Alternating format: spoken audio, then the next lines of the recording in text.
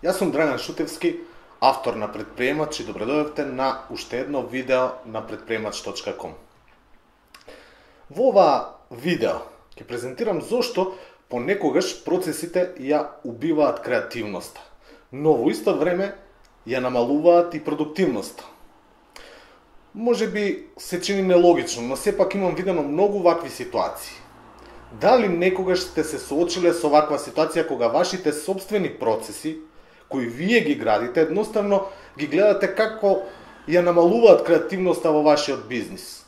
Но исто така, продуктивноста не е на она ниво на кое нормално вие би сакале да биде. Толку сте се соочиле со ваква ситуација, сигурно знаете колку е тешка и фрустрирачка за вас, како еден предприемач или пак еден менаџер, сеедно. Знаеме дека процесите може да предизвикаат бирократија, што пак ја намалува креативноста. Но едноставно зачудува ситуацијата кога процесите ја намалуваат и продуктивноста поради која и се создаваат и тие процеси. Тука ќе наведам едноставно 3 причини, иако сметам дека се многу повеќе, кои исто така накратко ќе ги објаснам.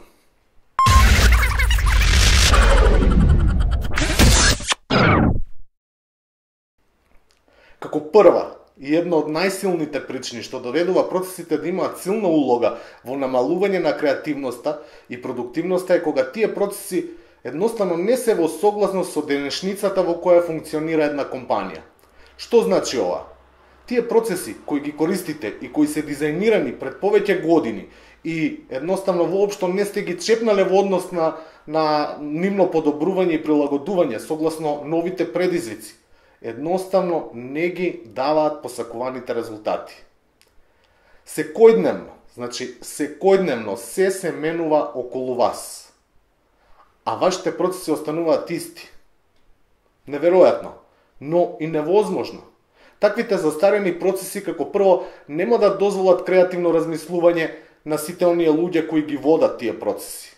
Но и оние кои оперираат секојдневно со нив од друга страна, фактот дека тие се застарени и не дозволуваат креативно размислување едноставно ќе значи и лимитирање на завршување на поголемиот износ на работа во исто време или пократко време.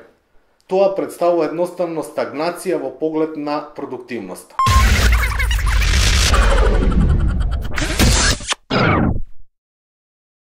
Втората причина, што сметам дека е доста силна во однос на намалување на креативноста и продуктивноста на вашиот бизнис, е тоа што вашите процеси едноставно не се дизајнирани како што треба.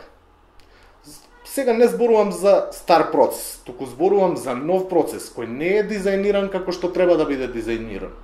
Едноставно, нешто што постојано го забележувам при анализа на процеси во малите бизниси е дека тие не ја отсликуваат вистинската потреба на самата компанија. Замислете да дизајнирате нешто, или ајде, не знам подобро кажано, замислете да купите нешто што не ви треба. Или пак нешто што не знаете дали и како ќе го користите. Па така, процесите остануваат само на хартија, но и една алатка на менеджментот кој ги користи за да контролира, да презентира моќ, истовремено потиснувајќи ги креативците и нивната креативна работа како нешто непожелно, односно непотребно во самиот процес. Во оваков случај, процесот е извор на бирократија во еден бизнис. Од друга страна, слабо дизајниран процес, освен што ја намалува креативноста, ја намалува и продуктивноста. Тоа едноставно нема капацитет да помогне во подобрување на продуктивноста во бизнисот. Туку само може да ја влоши истата. Замислете процес во кој креативноста е нула. Едноставно нула. Луѓето се претвораат во роботи кои едноставно не размислуваат. Тие се без соодветно внимание, без елан за самата работа. Во едно такво обкружување и резултатите од процесот ќе бидат погрешни. Пак имаме враќање назад, за едноставно да поправаме, исправаме, или едноставно да го повториме процесот само за да се извадиме од новонастанатата несакана ситуација за нас.